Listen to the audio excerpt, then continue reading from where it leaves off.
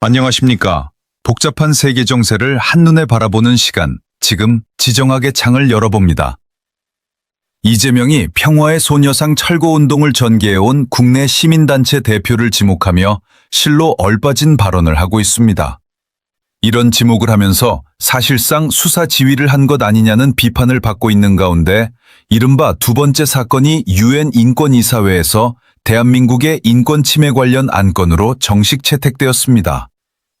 입은 가볍고 파장은 무거운 말 한마디가 어디까지 굴러가는지 스스로도 놀랐을 겁니다. 지금 시민사회 활동을 하면서 일본군 위안부 소녀상을 각 학교에 설치하는 데 반대 운동을 벌이고 있는 시민단체를 두고 이를 사자 명예훼손이라고 지적하며 이재명이 또다시 얼빠진 소리를 하고 있는 상황입니다. 이런 지적이 나오자 일본 시민단체가 이 사안을 정식 안건으로 상정해달라고 요청했습니다. 일본의 시민단체인 새로운 역사교과서를 만드는 모임과 국제거리어 지원협회 등은 국내 시민단체 위안부법 폐지 국민동의 김병현 대표에 대한 한국 경찰의 수사 실태를 심의 안건으로 올렸고 오늘 17일부터 심의를 시작한다고 밝혔습니다. 이번 안건과 관련해 김병현 대표는 첫 회의에서 대한민국 정부로부터 어떤 형태의 국가폭력을 당했는지를 90초 분량의 영상을 통해 진술하게 됩니다. 이 첫 회의는 17일에 열리게 됩니다.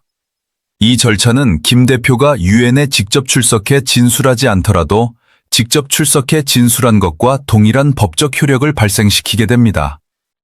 이재명은 지난달 6일 자신의 사회관계망을 통해 경남 양산경찰서가 김병현 대표를 미신고 불법 집회 혐의로 입건해 수사 중이라는 중앙일보 기사를 전제로 김병현 대표의 평화의 소녀상 철거운동이 이른바 일본군 위안부 강제동원 피해자들에 대한 사자 명예훼손이라고 지적했습니다. 그러자 경찰청도 즉각 보도자료를 내고 김병현 대표의 행위를 불법 행위로 규정했습니다.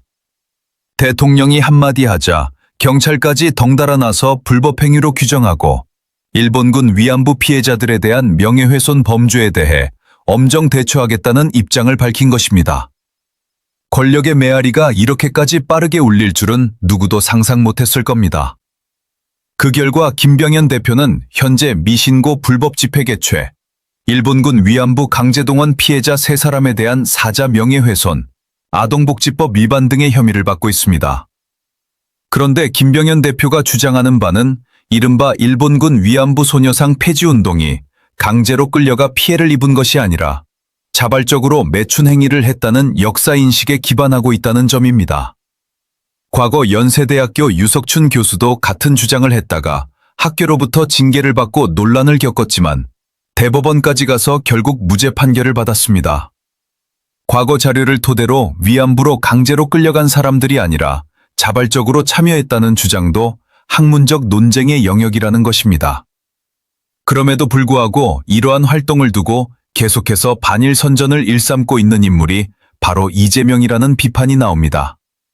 반일이라는 만능 버튼을 누르면 모든 게 정당화된다고 믿는 듯한 태도입니다.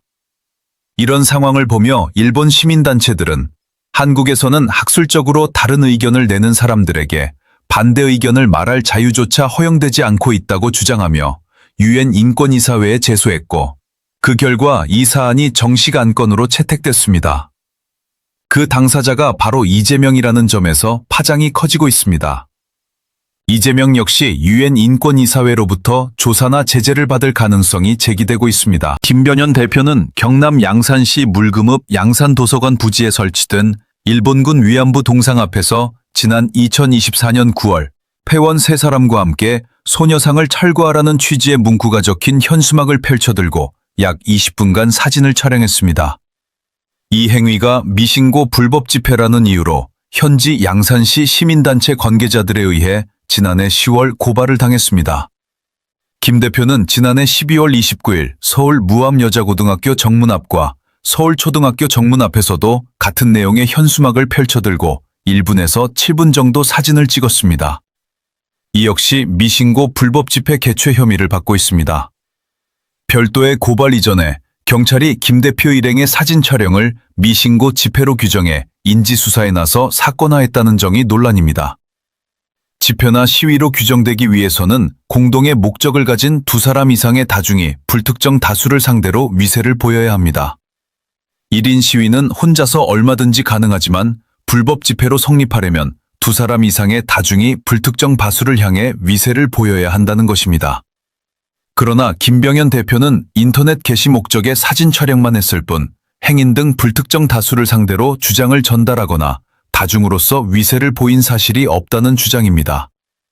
그럼에도 경찰은 김병현 대표의 경미한 행위에 대해 지난달 19일 법원으로부터 영장을 발부받아 성동구에 있는 김 대표 자택을 압수수색했습니다. 집회에 사용된 현수막과 피켓 등 200여 점, 데스크톱 컴퓨터와 휴대전화 단말기까지 압수했습니다. 사진 몇 장이 이렇게 무거운 죄목으로 변신하는 마술을 누가 상상했겠습니까? 이번에 유엔 인권이사회에 대한민국을 제소한 일본 내 시민단체들은 진정서에서 이른바 위안부 문제에 대해 통설과 다른 시각에서 역사 연구를 해온 순수한 민간학술 시민단체라고 자신들을 소개했습니다. 이들은 집회와 표현에서 비폭력적이고 비강압적인 방식을 취해왔다고 설명했습니다. 그런 활동조차 막고 대통령이 직접 나서 극단적인 표현으로 압박하는 듯한 발언을 한 것이 문제라는 지적입니다. 이들은 대통령의 사회관계망 발언을 지적하며 한국 수사기관이 수사와 동시에 결론을 내린 것처럼 보인다고 밝혔습니다. 무죄 추정의 원칙을 찾아볼 수 없고 김병현 대표가 수사 대상이 아니라 처벌 대상으로 취급받고 있다고 비판했습니다. 또한 김병현 대표를 둘러싼 최근 1년의 상황은 단순한 일개 시민단체 탄압이 아니라 국가 권력이 특정 역사인식을 정답으로 규정하고 그에 반하는 소수 의견을 경찰력과 형사처벌 위협으로 억누르는 위험한 사례라고 지적했습니다. 대통령의 공개적 비난, 경찰의 선제적 낙인, 언론의 집단적 공격이 결합할 때 개인의 자유와 인권이 얼마나 쉽게 무너질 수 있는지를 보여준다고도 했습니다. 이재명의 표현 방식 역시 매우 경박하다는 평가가 나옵니다. 어떤 행위를 하고 있다는 식의 단정적 발언 자체가 문제라는 것입니다. 하나의 역사적 사실을 조사하고 규정하는 과정에서 반대 의견을 완전히 악마화하고 범죄시하는 태도가 유엔 인권이사회 제소로 이어졌고 결국 김병현 대표가 영상을 통해 자신의 입장을 밝히게 된 것입니다. 이후 이재명에 대한 입장 표명이나 조사 요구로 이어질 가능성도 거론됩니다.